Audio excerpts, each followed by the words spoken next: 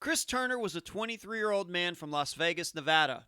He was the father of one and very close to his family. On the evening of August 5th, 2016, he was going door to door in his apartment complex looking for his girlfriend. During this search, he had a run-in with a neighbor, but the two men parted ways without it escalating. The next morning, Chris left his apartment. He was never seen again. I'm Ed Densel, and this is Unfound.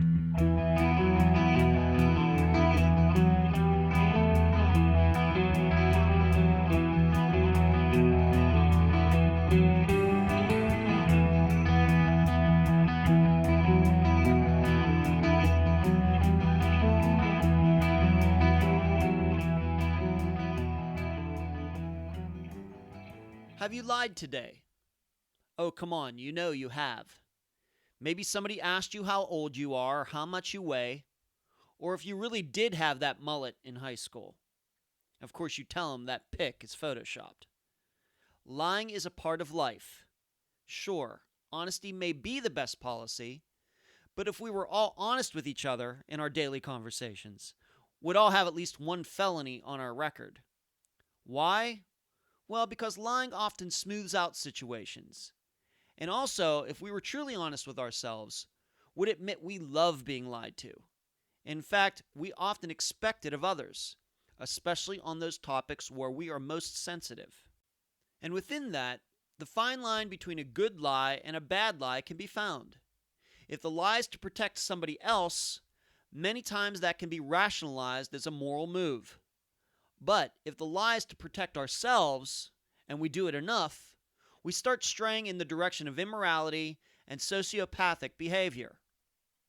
As you have already guessed, in this episode you're going to hear about a person who I am pretty sure breaks the record on Unfound for the most lies told concerning a disappearance.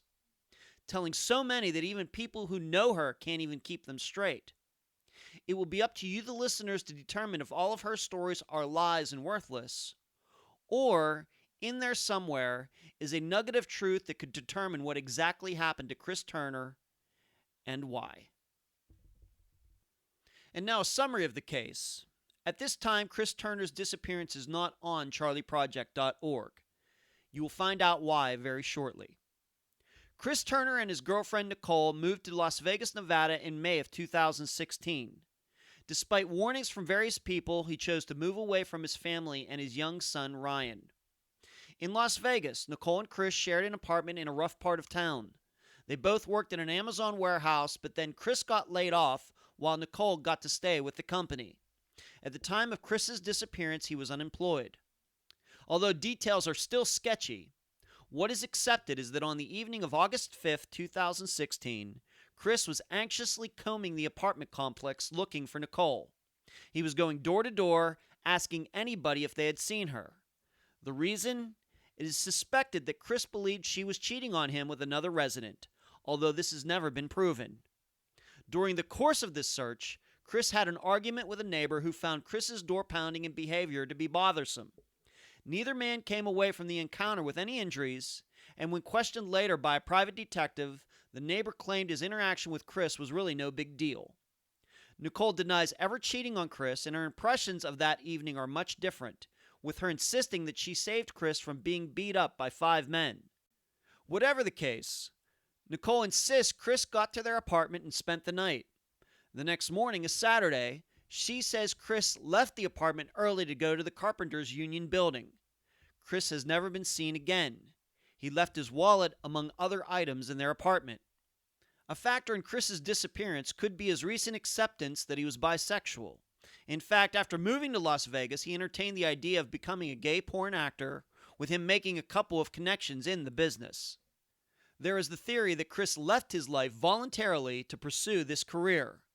Complicating Chris's disappearance is the fact that Las Vegas Metro, although first opening a missing persons report, has now closed the case due to alleged sightings of Chris. The interview for this episode is with Chris's mother, Dawn Turner. Unfound News. Although I'm recording this in Pennsylvania, by the time you hear it, I'll be back at my apartment in Madeira Beach, Florida.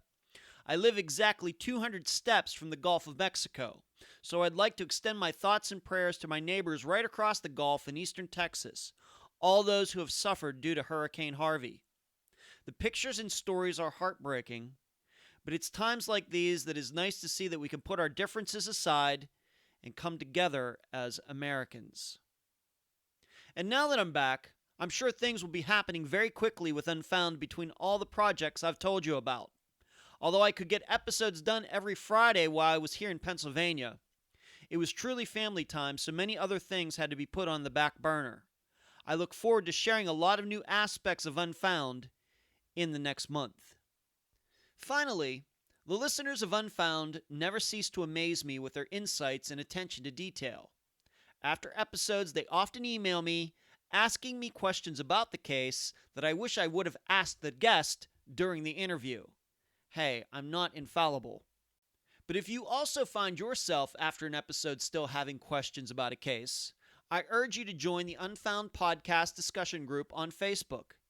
Most of the Unfound guests are members there. You can have access to these family members that you won't get anywhere else. Trust me, they want to hear from you. But remember, be respectful. Where you can find Unfound. In the previously mentioned the Unfound Podcast discussion group on Facebook. On Twitter, @Unfound Podcast. On Instagram, @Unfound Podcast. On YouTube, the Unfound Podcast channel. You can email the program, unfoundpodcast@gmail.com. You can subscribe at Podomatic, iTunes, and Stitcher. You can also find Unfound on TuneIn Radio, and very shortly on Spotify. And please mention Unfound at WebSleuths, Reddit, podcasts we listen to, and all other true crime websites and forums. I'm very happy to have on this episode of Unfound the mother of Chris Turner, Dawn Turner. Dawn, welcome to Unfound. Thank you. Tell the listeners a little bit about your son, Chris. What was he like? What are some of your fond memories of him? Maybe, did he have any brothers and sisters? What can you tell the listeners? I have 5 children. Chris was the oldest. He's 24. He would have been 24 in March. He was he was very tall and strong and athletic, but he was gentle, and he never left the room without hugging me. He was kind and sweet and always helpful, and he embraced his friends and family. He was very family-oriented. My fondest memories of Chris are just his random stop-ins to say hello. He loved me. He loved spending time with his brothers and sisters.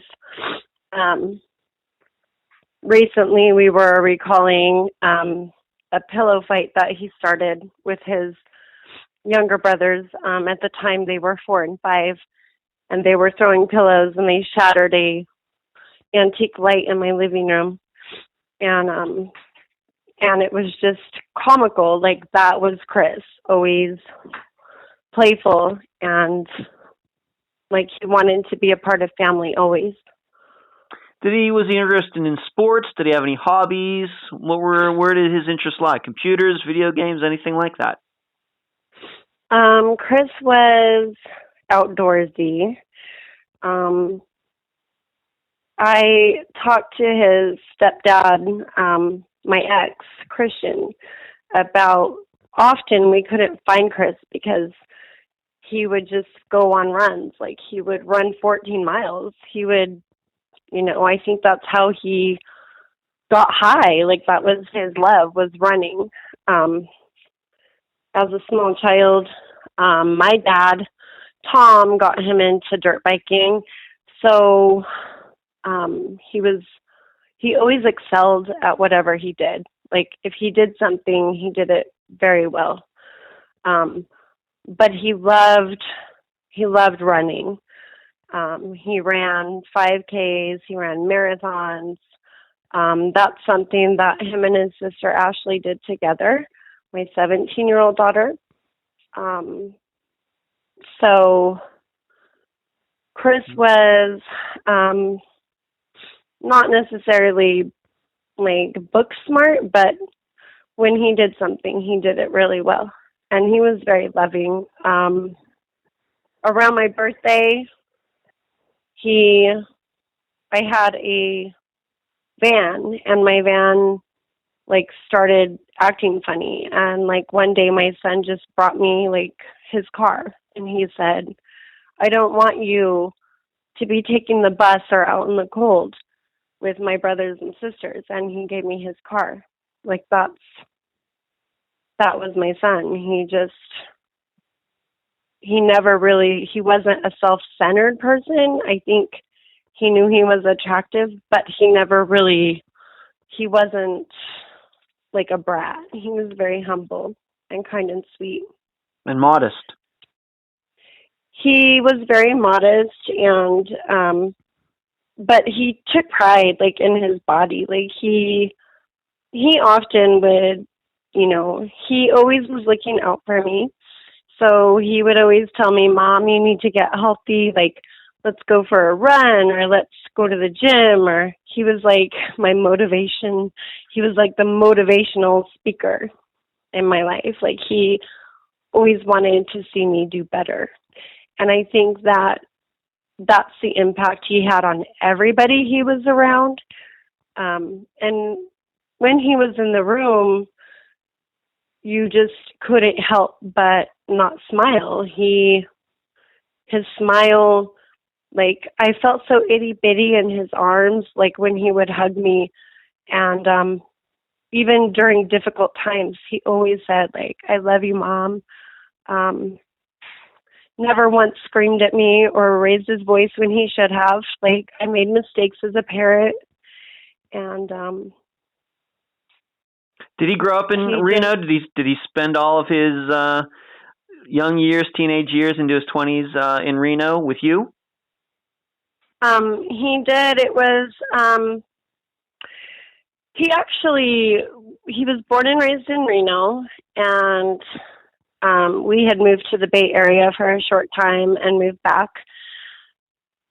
During the last part of him, before he went missing, he especially took an interest in bonding with Christian. That's Ashley's dad, my 17-year-old's dad. They became really good friends. Like, he owns a tile company, so Chris went and learned job skills with him and learned tile. And Christian was always really amazing in his life. We didn't always communicate. Christian had remarried a woman. So he was living in Reno. He was very close to your ex-husband, Christian, but he also had a young woman in his life, Chris did. Her name was Destiny. What can you tell the listeners about her and their relationship? Oh, gosh, they had they had a beautiful relationship. Like, I was so happy. They both went to Job Corps. When Chris enrolled in Job Corps in Reno, I moved right down the street from Job Corps. And so often Destiny and Chris would come to the house to see the siblings or like have lunch. They were very good together. They both were into athletics, and they both ran together. They both went to the gym together. They were a really positive influence. When she got pregnant, we didn't really have any worries at all because they both were like madly in love. Like, if you wanted somebody, like with my son, if I would have chose a woman for him, it would have been Destiny. It was just perfect. How did they meet? I believe they met through Job Corps. Through Job Corps. Okay. They both attended, yeah. Like right away, it was just really apparent. They were really cute.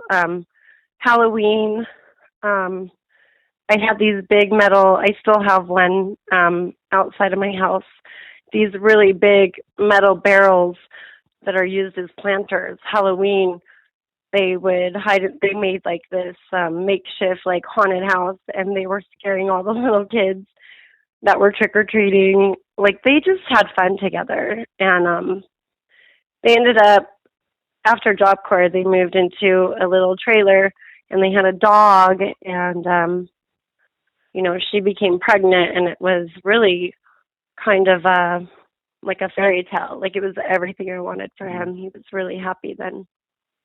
And how long were they together, and why do you think it kind of went the wrong direction? They were together, I'm going to guess, almost 3 years.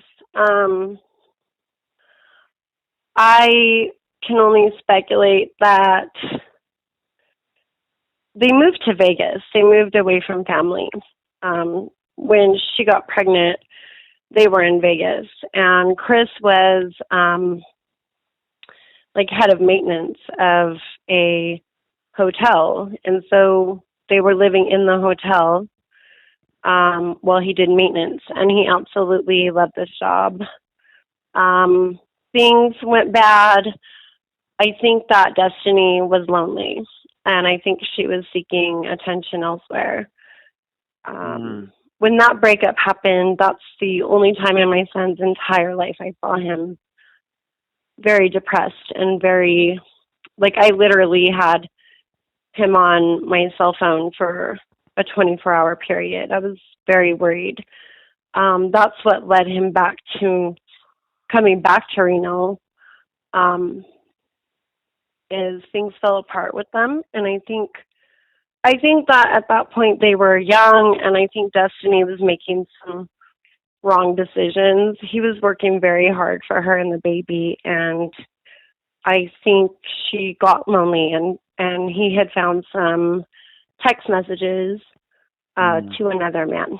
Even when Chris was with Nicole, at one point he came to me and he said he loved Destiny and he wanted to work things out with her,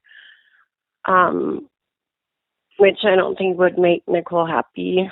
But right. And I don't think that anybody shared that information with Nicole, but he really loved Destiny, which is why it's kind of surprising that Destiny didn't take more of an interest in him missing. All right. We're going to get into that. We'll get into that a little later. What I want to talk about now, though, is after Destiny and Chris's relationship was over, how did he meet Nicole? Where was he? Where were they? How did they run into each other? They both went to North Valley's high school together. So she always had a crush. Nicole always had a crush on Chris. Right after the split with Destiny, Chris called me and said, "This woman, Nicole, is driving to Vegas to see me." And I'm like, "What? You just like broke up with Destiny?" And I figured it was just a rebound, like I was happy at the time because I'm like, well, maybe he needs to rebound and get over the heartache. Right away, Nicole drove, she got in her car and drove to Vegas to see Chris, and ever since they were together. So when was this? Do you remember what year or maybe month this was? How long ago? Well, baby Ryan was just born. Literally, Nicole and Chris's relationship happened right after the baby was born. The baby was born, the problems that occurred with Destiny and Chris happened while she was pregnant with the baby. So baby Ryan was little. So he's 2 now. He turned 2 in October. He'll be 3. So it had to be 2014 sometime. 14. Late 2014 when he Late 2014. Okay, so when he and Nicole met, she drives down to see him, and how did that go, her going down to see him? They were inseparable ever since. They just never left each other. I I just had my issues with Nicole right away. My first meeting of her was the Cheesecake Factory. We went to dinner, and it's in the mall here in Reno. And she left for a little bit, and I was like, what's going on? And she came back with a dress in my size. Like, she bought me a dress from Forever 21. And right away, it just struck me wrong. It was like she was trying to, I don't know, buy my approval. Trying a little too And hard. she was always doing that. Like, she always bought me stuff, and it made me feel uncomfortable because, like, as a grown woman, as Chris's mom, you want to provide for the kids, but she, like, constantly was buying me stuff. She showed up one day with a new bath set for me that she picked out in her colors, and it was always like that. And my mom was a very strong woman. She always voiced her opinion. And my mom told Nikki, like, she just didn't approve of her. Like, nobody really, we were like, this is not the person that Chris is meant to be with. We knew that. But I think that Nicole caught Chris at a time in his life when he was really down, like at his worst. So he gained a loyalty for Nicole because she picked him up when he literally, it's the only time in my son's life he was sad, depressed. At one point, I thought he was suicidal, like when him and Destiny broke up. So Nicole picked up the pieces, and I think that Chris was very loyal, and he put up with a lot of stuff because she was there for him.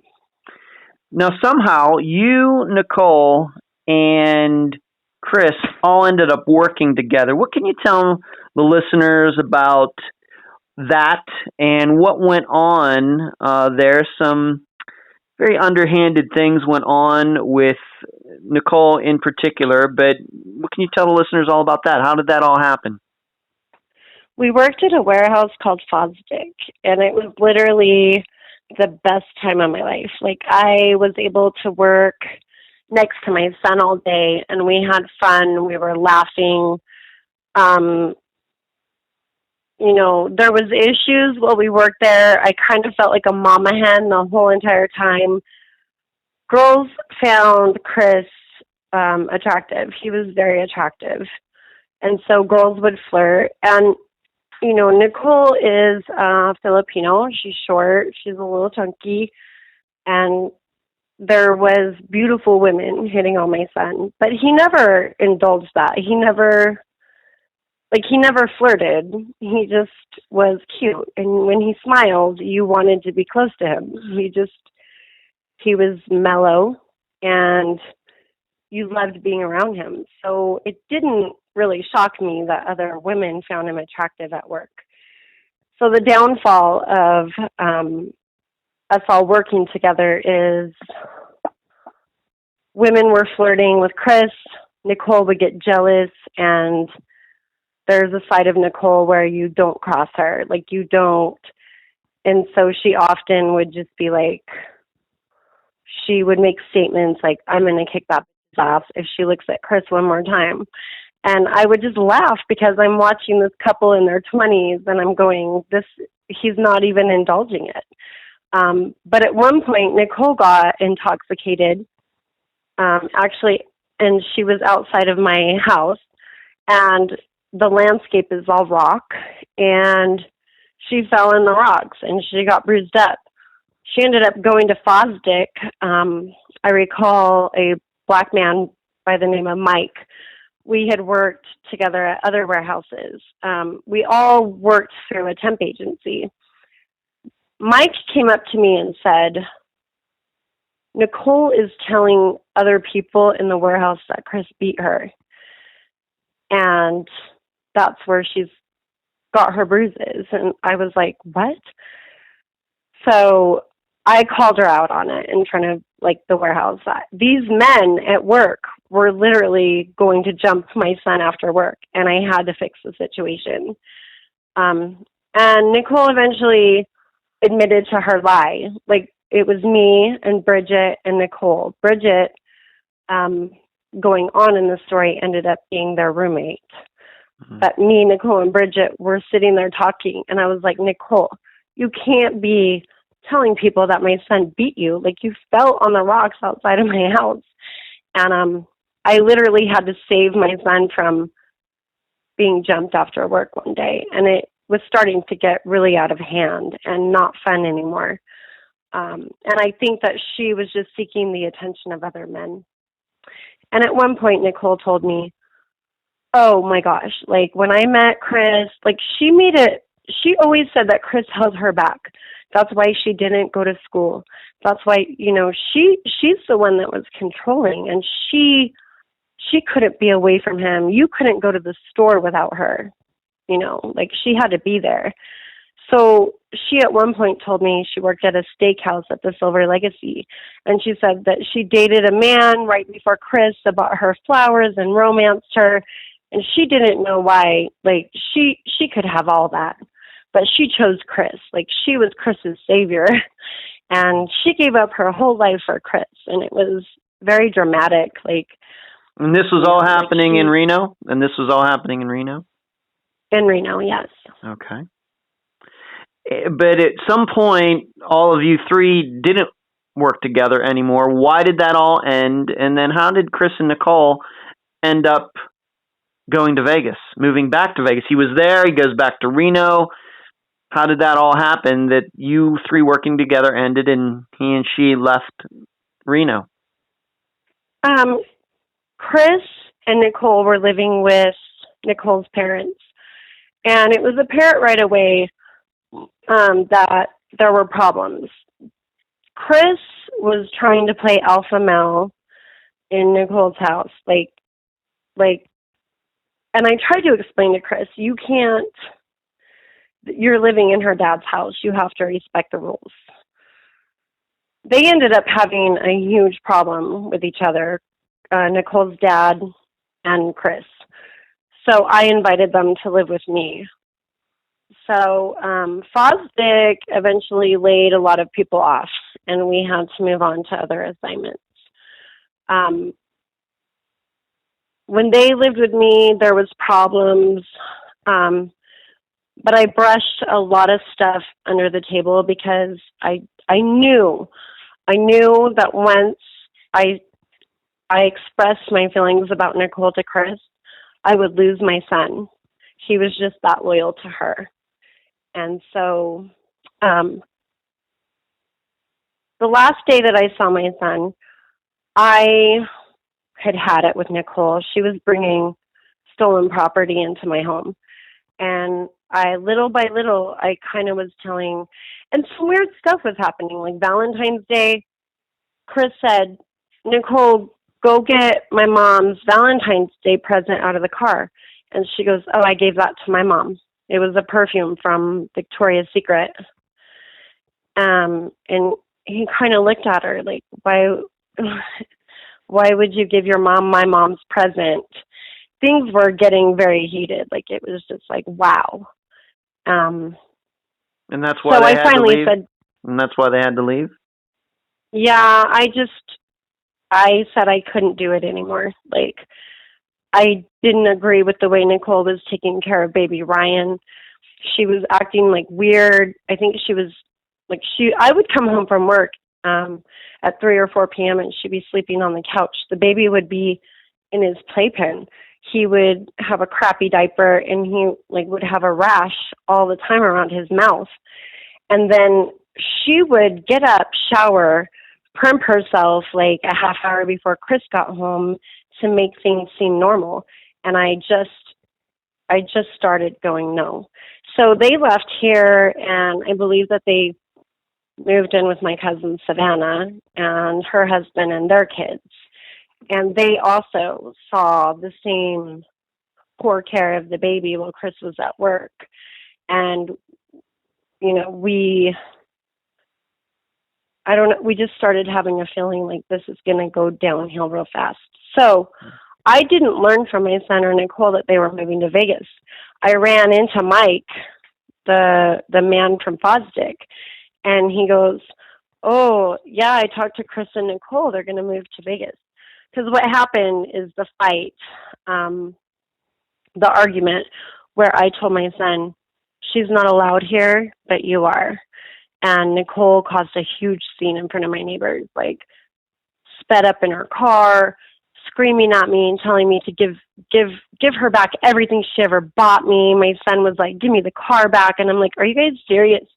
Like, I just couldn't have stolen property in my house. I had young kids, and I'm not going to go to jail for them. So Mike had told me that he ran into Nikki and Chris and that they were moving to Vegas. I never talked to my son. I never had communication with him. I believe my cousin did, and he talked almost daily with Ashley, my 17-year-old, and he called Christian, my ex, frequently. But I feel like I don't know why. I think they were just trying to get away from the trouble, and they moved to Vegas. And when did they move to Vegas? I believe it was May. May. It was in May before he went missing, 3 months before he went missing in 2016. Okay. And what do you know about when they got there? Did they get jobs? What did Chris do? What did Nicole do? Do you have any ideas on any of that? What did they do for money or anything like that? They worked at Amazon in Vegas, and Nicole's story is that Chris got laid off before she did. I'm assuming that they could have worked through a temp agency, or maybe they were hired on. But so I guess things started going downhill. Like, Chris wasn't bringing in money. He probably felt the pressure. Rumor has it he got laid off, and she was still working at Amazon.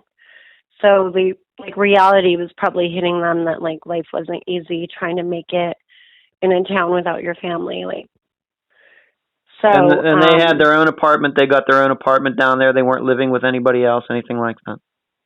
Right, they have their own apartment. Okay. So when did you find out that Chris was missing? He's there for 3 months. I mean, first of all, how often did you talk to him after he moved to Las Vegas? I never talked to him. Never. Like, at the time when we had that argument, they didn't have phones. So I didn't talk to my son. Mostly I would check in by talking to my cousin Savannah or my daughter. I would ask family, like, how are they doing? I figured it would just pass. Like, my son loves me. So, and I remember in my 20s having a year off from my mom too. Like, it's just, you get to a point where you butt heads. And Chris had a loyalty like I had, so I knew he was not going to take my side when it came down to Nikki. So August 17th, I get a phone call from my father, Tom. Sorry. And he said, Nicole just called me and said that Chris has been missing since August 6th. And right away I knew. I knew he wasn't coming home. Like, who waits that long? Like, if he was abducted, if something happened, if somebody killed him, like, if something happened, that's almost 2 weeks. That's 2 weeks that we could have helped him. And she called my dad in California, and my son wouldn't go to Auburn. My mom was very sick, and my dad was taking care of her. My son very rarely went to Auburn. If he would have went anywhere, he would have been in Reno. He would have been on my doorstep or at my cousin Savannah's or with my daughter. We just knew right away that, like, something was wrong. And she had your number. I mean, she could have called you. I mean, even though you and she did not get along very well, she could have called you. She didn't do that. How did she have your dad's phone number? Is that a number she just carried around, or did she get that from somebody, do you think? I'm thinking it was they shared a cell phone. They shared everything. They shared a Facebook page. They shared a cell phone. Chris couldn't make a move without her knowing about it. So they shared a cell phone. When he went missing, of course, his wallet, the car, the phone was all with Nicole. And so I'm thinking that, the number, my parents have had the same number forever. So I'm assuming that my dad's number was in her phone. But right away when I talked to my mom, my mom and I both knew from the get-go that we were looking for a body. We're not looking for a person, because Chris would have been here. He would have been here. It would have taken him one phone call to get on a plane or a bus. I would have gotten in my car and driven to get him. So would my cousin. We all talk and go, the timeline between when Nicole places him alive on the 6th to the 17th, when they would argue, she would be out driving around the town. They would argue and he would leave. He would say, I'm not arguing with you. And often she would call me and go, oh my God, he's out on the streets of Reno. I have to find him. She would drive around Reno. She would come to my house. She would go to my cousin's. Between August 6th and August 17th, she didn't contact a single person. And if my son was anywhere, he would have come home, or he would have been at his best friend John's in Vegas. She never told anybody. And for some reason, she goes and files a missing persons report on the 7th, but he went missing on the 6th. I mean, who does that? He's an adult. He could have been at John's house or here. She filed that missing persons report without even trying to find out where he was at that time. I just found it odd. What are you doing? So it's a little contradictory. It's a little contradictory. On one hand, she's filing a police report the next day, but then on the other, she doesn't call any of Chris's family for 11 days. He could have been here and not missing. Of course. She never called us. Sure. So what'd you do? What did she say to your dad when she called? Did she give any explanation? Any kind of, well, I last saw him here? Did she say anything like that when she called him? She said he left depressed with a Bible, which is, I've had to develop a sense of humor, over this, or I'd go crazy. Number one, my son never ever read the Bible. And he, to get my son to even go to church. He believed in God, but he just wasn't into, reading the Proverbs every day. So she said, he was depressed, left with a Bible. So, right away, my dad was... Just kind of walked off, just kind of didn't take the car, just kind of just roamed out of the apartment on the morning of August 6th, and that was it. Yeah, she said to my dad that, and she states to this day, that he left telling her that he was going to be a better man for her. He was depressed, and he left saying he was going to be a better man for her, and never came home. But then, see, me and my cousin Savannah, we're the only girls, in the family. So we feud a lot. We're both kind of the babies, and we've had some problems.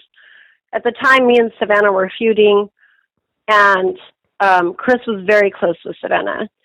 And I would frequently, get updates through Savannah, how's my son, whatever. But we weren't talking. When this all went down, and I was talking to Savannah, and she said, no, he left on the 6th for the Carpenters Union to get a job. But he didn't take his wallet or his cell phone or car, nothing. We called the Carpenters Union. They had moved from the close address, so he would have had to have money on him to take a bus or get there. And plus, he didn't have, Nicole had everything. Nicole admitted she had his social, ID, birth certificate, everything. And so the story wasn't making sense. And he never went to the Carpenters Union. And plus, it was a Saturday, and I don't think the Carpenters Union office would be open on a Saturday. It was a Saturday. Right. then, so what did you do? You got somebody to go down there and kind of sniff around at some point. And then also, what can you tell the listeners about a story that Nicole told you about the night before August 5th? What can you tell the listeners all about that? Well, I mean, first of all, when Nicole called, I called Nicole on the 17th after she called my dad. And I told Nicole, I'm filing a police report here in Sparks, Nevada. And she was very against me doing that. Oh, no, I filed a report here in Vegas. And I said, well, it's my son. I'm going to file one. In talking, like, what happened is me and my cousin came together because we're like, all right, let's put our differences aside. We have to find Chris. We have to find out what happened. The stories were so surreal that we both put a recording app on our phones because it was outrageous. And I felt like if I went to detectives with all these stories, they were going to be like, you're crazy. So I made sure that, like, I had evidence of all the stories that Nicole has said. And so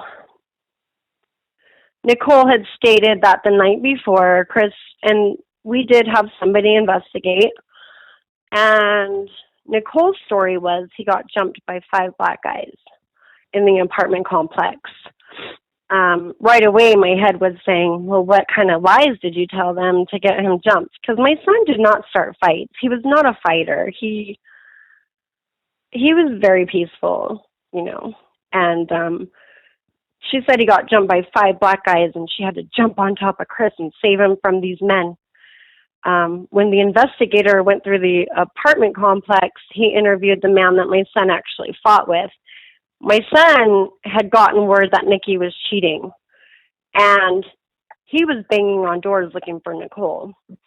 And one guy said, you're not banging on my door. So they went and had a brief scuffle in the parking lot.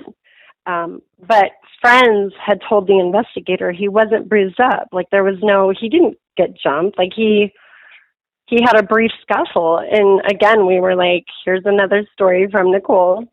Because I was going to bed at night envisioning my son being kicked by 5 men. I mean, I was devastated. And then I'm thinking, these men picked my son up and killed him. Like, the attention wasn't always on Nicole. It's just that her behavior was weird.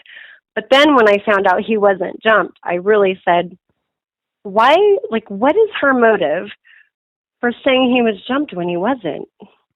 I think the listeners need to understand something, though. Chris was going through his own apartment complex, banging on doors, looking for Nicole. Why was he banging on other people's doors instead of going to his own apartment?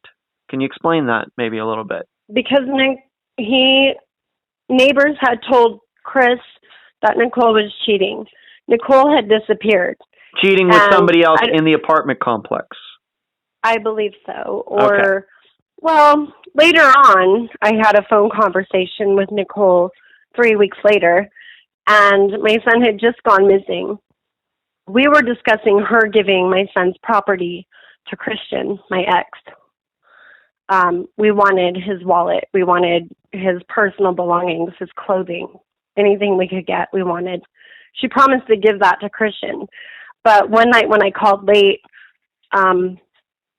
it sounded like she was having a good old time in her apartment, and there was a man in there. And I became absolutely angry. There's no way that my son would approve of her having a man in the apartment. And I said, is that a man? And she said, yes. And I flipped my lid, and I actually told her, because at the same time, my son had come out to John saying that he was gay. Like, whether my son was gay or bisexual, whatever, my son was in the process of finding himself, and I don't think that made Nikki happy. And so I got mad, and I told Nikki, were you mad that he wanted to sleep with other men and not you? And we got into an argument, and I said, what did she say? Yeah, what did she say about that? Did she think that Chris was gay or bisexual? Did she buy into that? She, well, my son had been recruited by a transvestite at the gym. T.S. Foxy is her name. He sent me a picture of her saying, Mom, look at this woman. This is before Nicole came into the picture. Look at this gorgeous woman I met at the gym. And I kind of laughed. I was like, Christopher, look at that woman's hands. Like, that is not a woman. I'm like, you need to talk to her, like, have a conversation.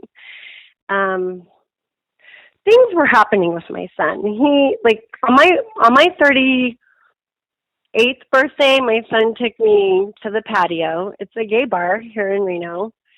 And we had a good time. We did karaoke.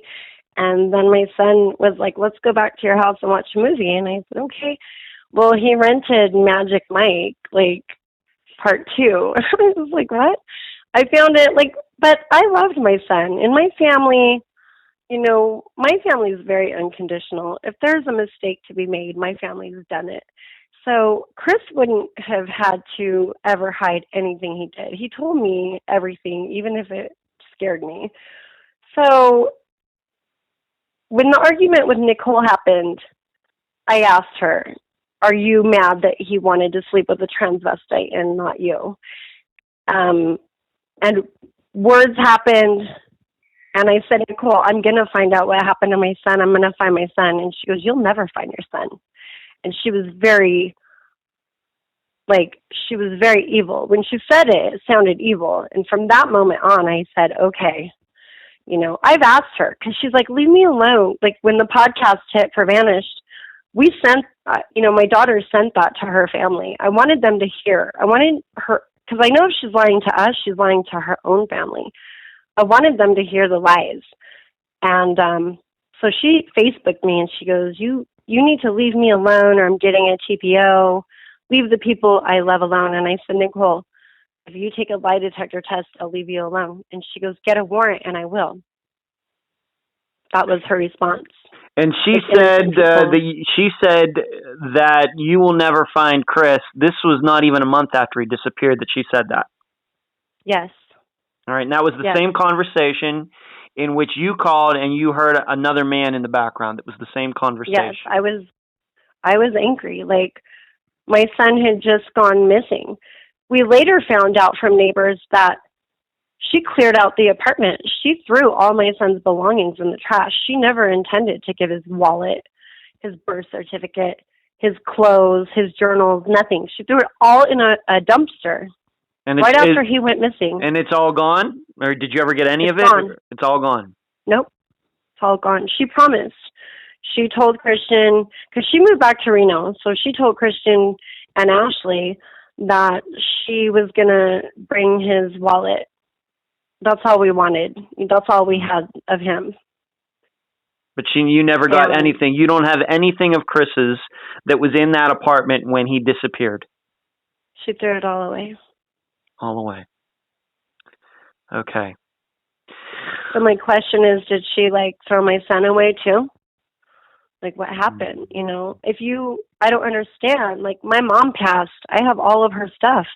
When somebody is gone, you want to hold on to their stuff. That's all you have. And she just threw it away, so it affected us pretty hardcore. Did this private investigator that you had that went around and discovered that it wasn't 5 guys that Chris got into a confrontation with, it was just one guy, and it might have just been a guy who, was just wondering why, some kid is going along banging on all these doors. And I've lived in apartment complexes in Las Vegas. I used to live in Las Vegas. So I know how that can be. But did your private investigator discover anything else suspicious in maybe the night before or that morning while he was poking around, asking or talking to people in that apartment complex?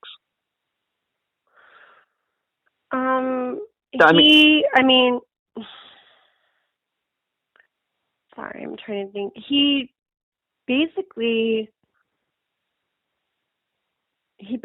just stated that Chris was a little irrational. Like, he was concerned. Like, Nikki was nowhere to be found. They were always together, and Nikki kept tabs on Chris. So it was like, if one of them was missing from the other one, I could see where he would panic. Nikki became Chris's world. So he's getting people are telling him she's having an affair. His heart's probably broken. Plus, she's missing. She just disappears, and he's going, this is Vegas. So I could see where he'd be like, is she cheating? Did something bad happen to her? So he's going around banging on doors. But the only thing, I had neighbors come forward on Facebook. You know, they never had a bad thing to say about Chris. It was always like, but in the end, it was getting very toxic. It was, I think this is the second woman that he loved, and he was finding out that she was having an affair. I could see him losing his mind over it. Definitely banging on doors.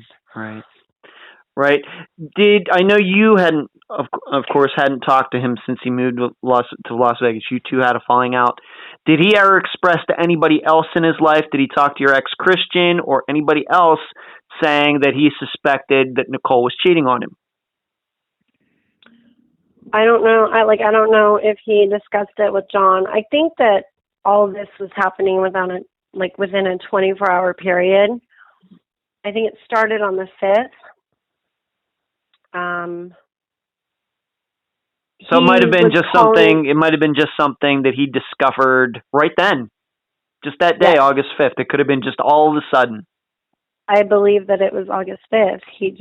Neighbors were fine because Chris was a sweet person. So if they saw somebody, like if they thought Nicole was not treating him right, I could see where they would go to him. And then he's banging on doors, which that's not like my son at all. My son's he never let anything get to him. He was the one that always told me, chill, Mom, everything's going to be okay. Like, there's no reason to get worked up. Like, he would see me get worked up and he would calm me down. My son, like I said, he never, even when he had reason to be very angry at me, he never called me a name. He never yelled at me. He never, I think the way that a man treats his mom, it says a lot about him. And sure. My son treated me good all the time. So I think I had a hard time. Like, I questioned him banging on doors. I was like, my son would not do that. But then the more I thought about it, if the pressure was coming, he might have been losing his mind a little bit over Nicole and her behaviors. And because she was a liar. I mean, she liked to weave some stories. And who knows what she was telling him. She was telling you, of course, you saw it firsthand when you all worked together. Who knows what the lies she was telling to other people in Las Vegas, or even telling lies to Chris about maybe other men. Who knows? We don't know. We don't know. She's the only one that has answers, and it's devastating. Like, it's almost like she carries the power and control. She knows what happened. Vegas closed his case right after the Vanish podcast hit. Let's get right into that right now. What did the police do in Las Vegas after August 6th? She files a report August 7th, but the listeners should know, currently as now, we're recording this on August 27th, 2017, Chris's missing persons case is closed. How did that happen? I was dealing with Detective Hernandez. My son's case he's had several detectives, and it's been very frustrating because every time I call, it's like they want to recap the whole story all over again. And so finally, Detective Hernandez, he said that he was assisting another detective on the case. The Vanish podcast hit, and so I called Detective Hernandez, and I said, rather than me sit on the phone for 5 hours with you, why don't you listen to the podcast? So he promised he would. I called back 3 days later to see if they listened to the podcast. They referred me to Detective Denny, and Detective Denny told me that his lieutenant closed the case. Why? I was dumbfounded. Why? Nicole's sister called Ashley, I believe in January or February. And who is Ashley? Who's Ashley? Ashley's my 17-year-old daughter. Okay, just a reminder. Okay. So Nicole's sister called Ashley asking if Chris was dead. Ashley immediately contacted me and said, "This is weird. Why is she asking me if Chris is dead?" So I contacted police. I contacted Detective Bardot at the time and left a message saying, "Why would Nicole's sister be asking if Chris was dead?" Sparks Police came to my house to investigate the phone call. I never really heard anything back. And based on Nicole's mother stating that Chris went to their house causing problems and she saw him alive, they closed the case. Nicole states that she saw Chris. She told people she saw him at a plaza in Vegas. She says that she saw him in a Walmart in Reno with another woman.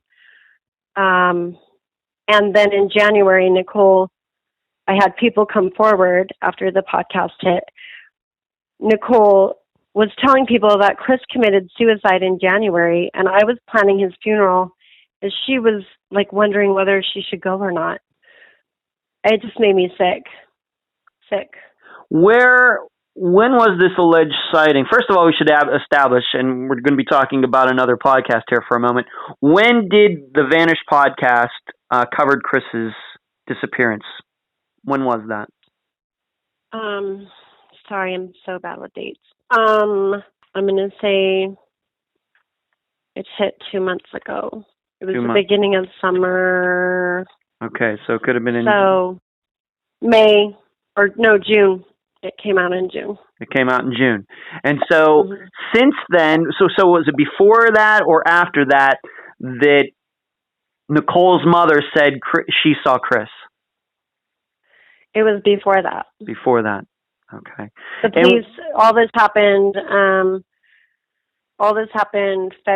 January, February, when the phone call to Ashley happened. Well before the podcast ever came out, the other podcast. Yes. Okay. Where does Nicole's parents live? Where do they live? They live in Reno. They live about 3 miles from my house. And they're saying that at some point, at least Nicole's mother is saying, that Chris showed up there. He showed up there causing problems at the residence. But yet, he never came to my house or Savannah's or Christian's. The only people that have seen Chris alive are Nicole and her mom. And on the strength of that, that is the reason that the Las Vegas Police Department, Metro, what they call it down there, has closed the missing persons case. They didn't even leave it a cold case. They closed it. And so I went to Reno. I went to the Reno Sheriff's Office. Interesting story. I go to the Reno Sheriff's Office to try and open a missing persons case here so they can question Nikki, because I had more faith in Reno PD than I did with Vegas Metro. So last month, I go to file a missing persons report here. The detective told me that he's still in the missing persons database, and as long as he is, because Vegas Metro still has him in the database, they can't reopen a new case on him. And I ended up getting arrested that day too on a warrant I didn't know I had over signing a document. So I went to jail overnight trying to file a missing persons report on my son. And so to me, I'm not relying on police anymore. It's full media. It just seemed really weird. So I don't know. I mean, when I talk about Vegas PD, I'm very honest. Detective Bardot and Sergeant Burns, they were amazing in my son's case. They worked. Sergeant Burns hired a private investigator that specialized in the sex trade. He sent my son's flyer to every, producer of porn. We were really investigating different avenues of what could have happened to my son, including the transvestite Foxy, And when they interviewed Foxy, they said, oh no, she said she hadn't talked to Chris in a year. But I mean, there were detectives that were amazing in the beginning, and then all of a sudden it was like, who's actually doing work? The apartment was never searched. Her car was never searched. Nothing was ever searched, and so my feeling is if it was their child, all this would have been done already. I didn't mean, like, if I caused harm to Vegas Metro, like if I made them look bad, I didn't mean to. I was just being honest in the frustration that nothing's been done in my son's case. Mm-hmm. Nothing. They talked to Nicole once. You had expressed to me that you were a little fearful that the reason they might have closed the case on Chris is because of some of the interviews and things that you did in which you criticized them. 100%. And I urge you not to feel that. I would urge you not to feel that way. There's police departments all across the United States that are doing the wrong things in missing persons cases, and they usually has nothing to do with the interviews that family are doing. So I hope you don't continue to feel like that. I'm sure those two things were totally disconnected from each other. I would hope so, but I think because for some reason, me and Detective Hernandez really didn't click. He came off pretty hard, and I mean, I bet like when I finally got to Denny, I broke down.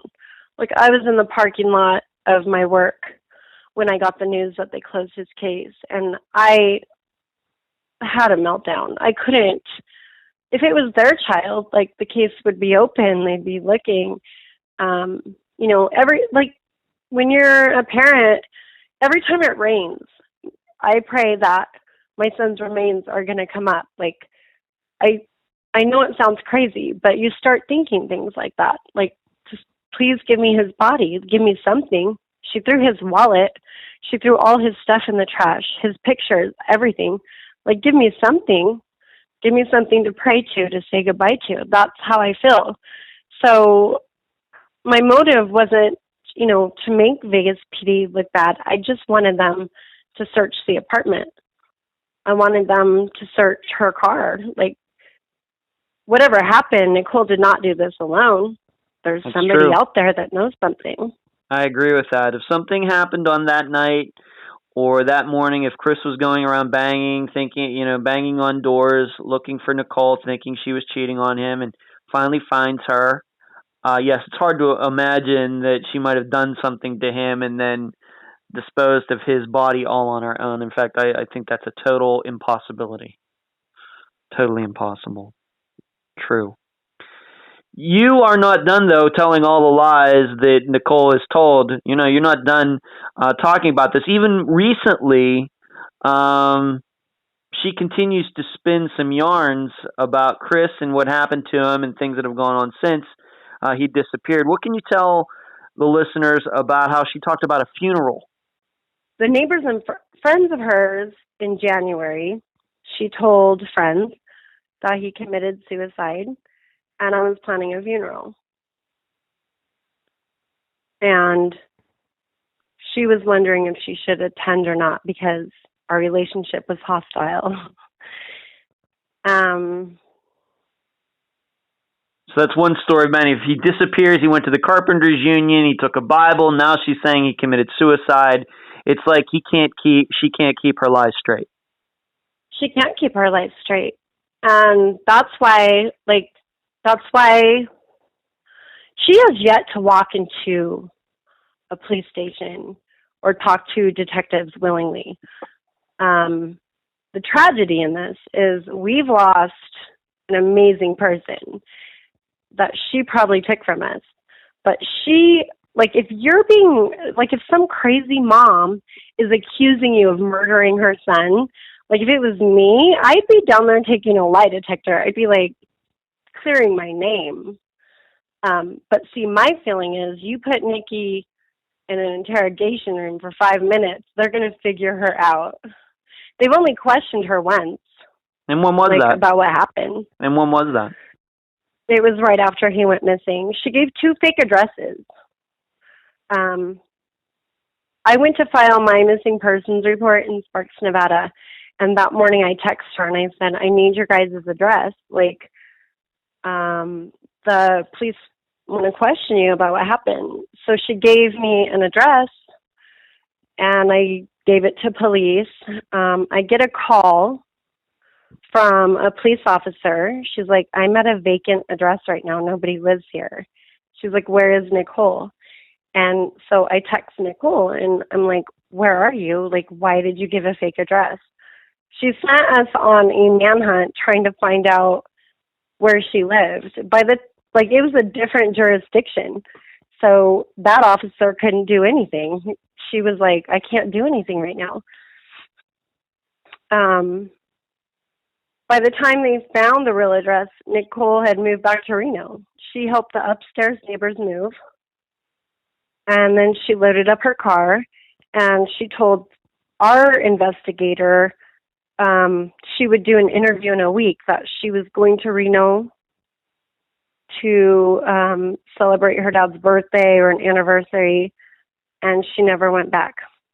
She never went back to Vegas. And she is in Reno as we conduct this conversation. In fact, she doesn't live that far away from you, does she? No, she lives about 8 miles from me in an apartment in Stead, Nevada. And we've had people, there's rumors that the front end of her car was torn off. We had people message us on Facebook, Bridget, their old roommate, which I don't really want to, expose people, but we need answers. And so Bridget has had to file reports against Nicole with her violent manners. She also said that her car was parked outside of the apartment with front end damage. The problem with social media is that Nicole can get a heads up. She definitely has a mole in one of our groups. So my cousin did go and search the apartments for the car. The car is now gone. So at this point, we feel like, where do we go from here? Right. I guess I'm really devastated that, if anything, I question if it was a woman missing, would it be different? I mean, I think the boyfriend would have been brought in for questioning by now. If you're the last person to see somebody alive, you're a suspect. And, that's known. Why haven't they brought her in? It's a very good question. And you're right. There does seem to be an attitude among police. And in fact, there is a Facebook group that deals with missing men exclusively, and it's called Men Go Missing Too, because it does seem that men don't get as much attention when they go missing as women do. I would like to say, hopefully on Unfound, we try to cover each gender equally. But there's also this issue regarding, because Nicole is not the only person that you have some criticism for. Of course, you suspect her, causing Chris's disappearance. But you have some criticism, and we talked about, you talked about this woman earlier in our conversation, and that was Chris's ex-wife, the mother of his child, of his son, Destiny. And there was something that you thought you knew about Chris FaceTiming with Ryan and her on August 6th that morning, but then you found out later that didn't happen. How did that all get so confused? And Nicole had some things against Destiny as well, didn't she? When Chris and Destiny split, he found images on her phone. She was 9 months pregnant at the time. And, God knows I love Destiny. I love her, and I really wish things would have worked out with her and Chris. But Chris had valid reasons to be extremely hurt. So there were these pictures, and at one point, me and Nicole actually kind of became friends. I always kind of had my guard up with her, just because.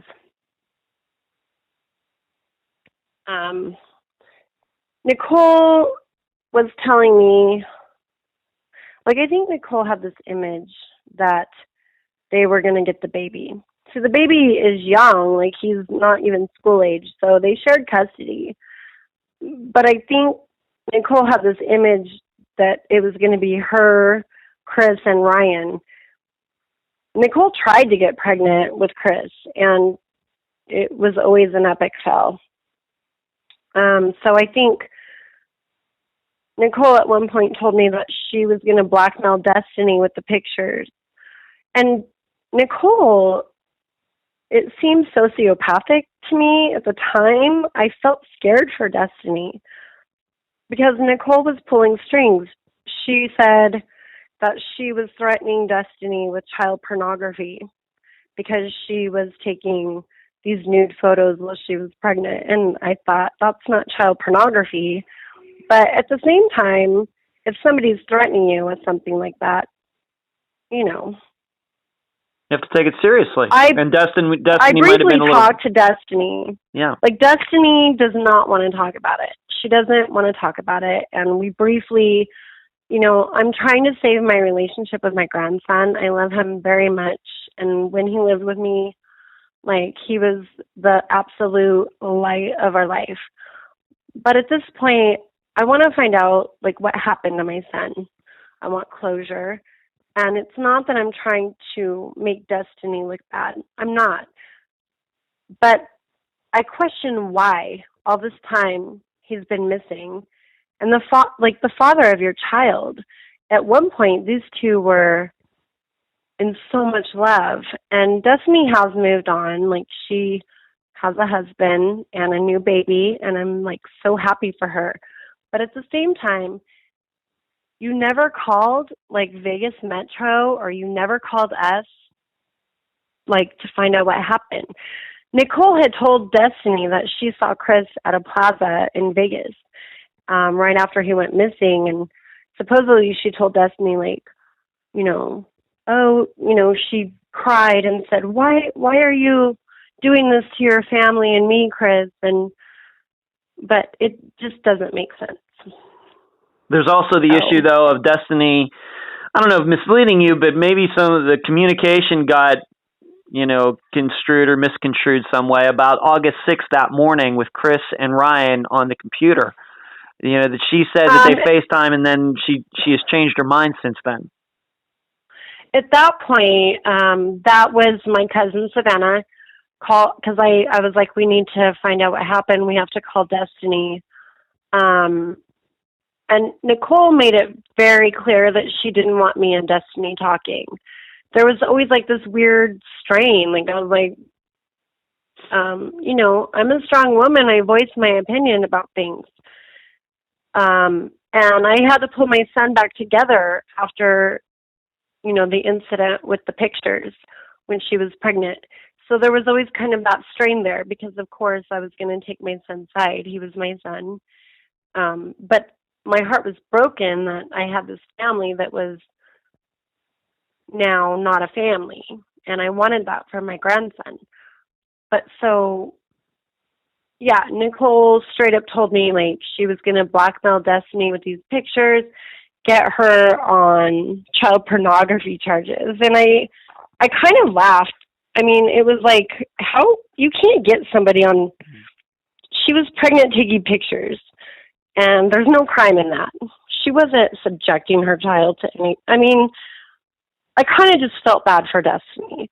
But at the same time, it's like, again, when I didn't hear from my father's children for 3 months, I would go into a straight panic, you know. And I would look for him, and I would find him. But Destiny never looked. And her sister is actually the one that contacted me. After the podcast hit, they heard it. And I told Destiny, like, I would protect her from media. But at this point, there's no, like, I need to protect my son. Like, I need to find out what happened. There's no protecting. Why should I have to protect anybody? Why aren't they coming forward? Why aren't they asking questions? So the thing with the Skype, she had told my cousin that he did Skype Ryan on August 6th. But then after the new contact, I'm going to say a month ago, she's saying that there was no Skype. And so the last that my son was placed alive was on August 5th. But then again, Nicole's never said he didn't Skype baby Ryan on the 6th. It was like she needed to have that. She needed to have that. He was alive. He was alive on the 6th. Nicole never said he didn't Skype baby Ryan, and she would know. Right, she would. And what really has happened here is that we have this date of August 6, 2016 as being the disappearance date of Chris, but that is all based on either Nicole, a woman we can't believe, or the FaceTime, which we now know didn't happen. Destiny is saying it didn't happen, so it could be that Chris disappeared the night before on August 5th, so we might not even have the right date. I believe he went missing on the 5th. I believe it happened in the evening. The whole story about the August 6th thing, my son even being up at 6 a.m. is hilarious to me. Even when they lived here and we worked together, it was like he was not a morning person. He would sleep. He would sleep carpooling. We would carpool to Fosdick, and my son would be in the passenger side, like falling asleep. And I just don't, and plus it was a Saturday, and it never made sense to me why nobody gets up to go get a job at 6 a.m. Like, I live in Reno. We're a 24-hour town, but business offices don't open until 8 or 9. So, I don't know. I guess my goal at this point, I want Nicole questioned. I want to find out what happened on the 5th. Only Nicole knows. Yeah. She knows what happened to my son. I'm 100% of that. I'm sure of that. Like, she knows what happened to my son. I need to ask you this, and I've asked you this a couple times in prior conversations, but being that your son might have told her that he was gay or bisexual, whatever term you want to use, do you think it's possible that Chris's disappearance could be a hate crime? I believe that. Well, I mean, is it a hate crime if you find out your husband or someone you love is gay and you're in love with them, you sleep in the same bed with them, but they're opting to maybe change their life? If it was a hate crime, did she tell the wrong people? This man that was in her apartment,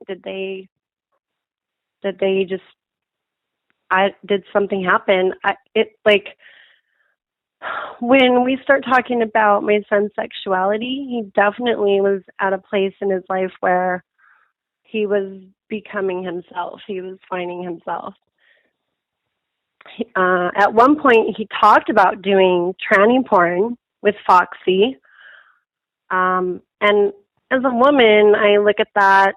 If a man I loved came home and said, and I'm not a controlling person, right? So it would still upset me and make me angry.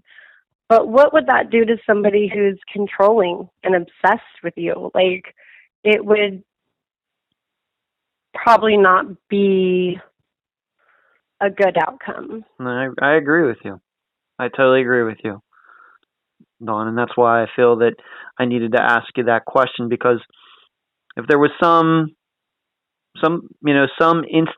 instigation to all of this, it does seem to me that there is some timing in there between him deciding this about himself and who he is and then him disappearing. I don't believe at this point that those two things are a coincidence. I don't either. I think that, maybe things started escalating on August 4th. I think Nicole probably had just had enough by the 5th. But definitely, I believe she was seeing somebody else just based on the phone call we had. When the person you love goes missing, you don't have another man in your apartment, like, to comfort you. Like, that really struck a chord with me. right away, and I thought, is this man involved in my son's murder? Is really what I thought. Do you know who that man was? We're going to use his name. Do you know who he is? Yes. Okay. Nicole, when my son went missing, she swore she was pregnant with Chris's baby. And she was on the phone crying with me. How could he leave me? How could he leave me pregnant? And my only thought was he wouldn't. Like, my son wouldn't leave you pregnant. So then, as we investigated, we found a Facebook page. She was on Facebook in a new relationship 5 months later with this man, and they were claiming that they were having a baby. But to this day, there's no baby born. There's no baby. Because I asked her, I said, what happened? I said, Nicole, what happened to my grandbaby? Like, are you still pregnant? Like, what's going on? And she said that her dad forced her to go down and have an abortion. And I thought, all those years you tried so hard to get pregnant.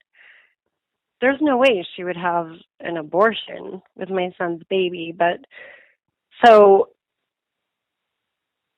you know, I don't believe a baby existed. I think in the beginning the baby was a sympathy pawn. Like, I think it was, oh, here she lost her boyfriend and she's pregnant, but I don't believe she was ever pregnant. Dawn, what has this last year been like? I wake up every morning and my son he's the first thing on my mind every day. At one point, I really lost my mind over this. Chris being my first child, I was so young when I had him. We kind of grew up together. It's kind of a different relationship. It's been hell. My mom died. And her heart was broken. She literally had heart attacks, and my mom was a strong woman, and I never heard her cry. At the end of her life, she would just call me sobbing, like, please find him, bring him home, get answers. I have a 17-year-old who Chris was best friends with. He was so protective of her, and, like, I can't take away her sadness. It doesn't matter what I do. I can't take away her sadness. So the last year, we've all had to learn how to be strong. I want to be that spirit that my son was. He was loving and helpful and kind. And I don't want this to make us hard. Some days I feel lost. I don't understand why police won't just bring her in for questioning, for God's sakes. Like, get me the answers. Get my family the answers we deserve. Like, we need closure. So the last year has been kind of growth, and it's been loss, if that makes sense. Like, I've had to come to a point where I had to change my life for the better, or I was going to really lose it over this. But, like, I want my son and my mom to be proud of me, so I just keep going. But there's never, I'm at work, and my son is on my mind all day. It's like he's still alive. You still think, you still think about them. You think, I don't know. You just think about them like, he's not here. I can't hold him. I can't touch him. I can't feel tiny in his big arms. Like, I don't know. We miss him and we want him home. I'm really proud of my family. I think dealing with the pain, like my dad, my dad, Tom, and my cousin and Ashley, I'm really proud of all of them because we all have had to develop kind of a sense of strength. without him. We know he's gone. Like, we know he's gone. It's just finding out what happened. I want to know. I kind of want to know, and I don't want to know what happened, his final moments. I feel like he suffered.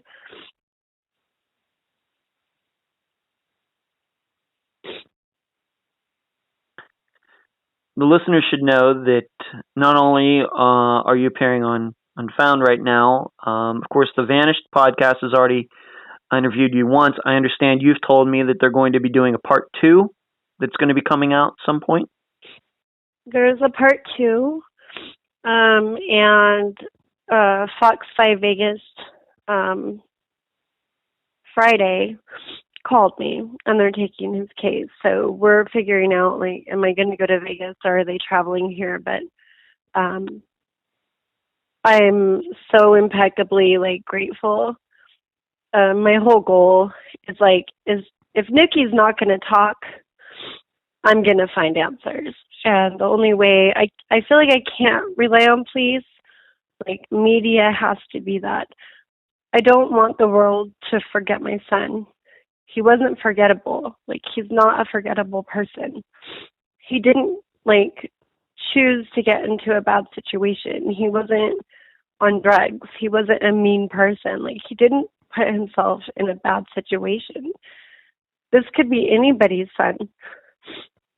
When your child leaves to go to school, you don't know, is that the last day you're going to see them? Like, when me and my son had that argument, did I think that would be the last day? I don't want him to be, like, forgotten.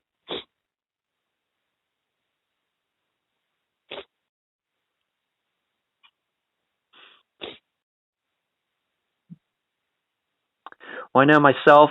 I know the host at The Vanished, Marissa. I know that the people at Fox 5 Las Vegas, I'm familiar with that TV station. I used to live there. All I can tell you is we're going to all try to do our best to make sure that Chris Turner is not forgotten, and hopefully we can get answers for you very soon. I think the first step in all of this is trying to get a missing persons report in Las Vegas reopened. I don't know how much the police are going to be able to do at this point. As long as the report is closed, I have to try to get that reopened. And I'm sure the listeners, myself, Marissa, Fox 5, everybody else that is involved in publicizing Chris's disappearance is going to do our best to make that happen, Dawn. Right. Yeah, I just, the fact that his case was based on hearsay, they have no proof or evidence that my son is alive. There's no evidence. It's all based on what Nicole or her mom says. And if you can provide me proof, my son has, since he went missing, he has a warrant in Yerington, Nevada for unpaid tickets. So it's like, if he was picked up, we would know. Like, he's in the national database. There's been no sighting of him. We're in coordination with Salvation Army in Vegas. If somebody matches his description, they send us pictures. And there is another Chris Turner that went missing, and his date of birth is 3/10/94. My son's date of birth is 3/10/93. So, we'd had calls going, oh, we found your son, but it's not him. I just, I promised my mom I wouldn't stop. Chris he's the love of our life, and he deserves justice. He deserves a place to rest. At one point I called Vegas PD and one of the detectives. I said, my son is dead. And they said, how can you say that? How can you say that about your own son? Nobody wants to say that about their son, but you just know. You just know he's gone.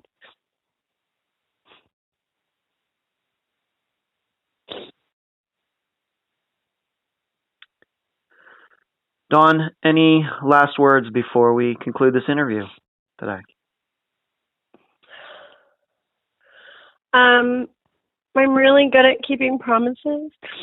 Um, I told Nicole from the beginning I'm coming for her. Like, I'm not stopping. You can't take the love of my life away from me and just hide. There's no hiding. There's no hiding. And like whatever happened to my son, he didn't deserve it. He was very kind and loving and sweet.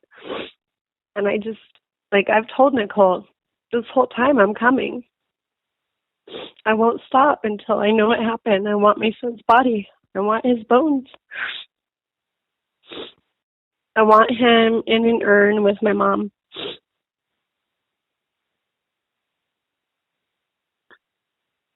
Dawn, I appreciate you being on this episode of Unfound. Thank you, Ed.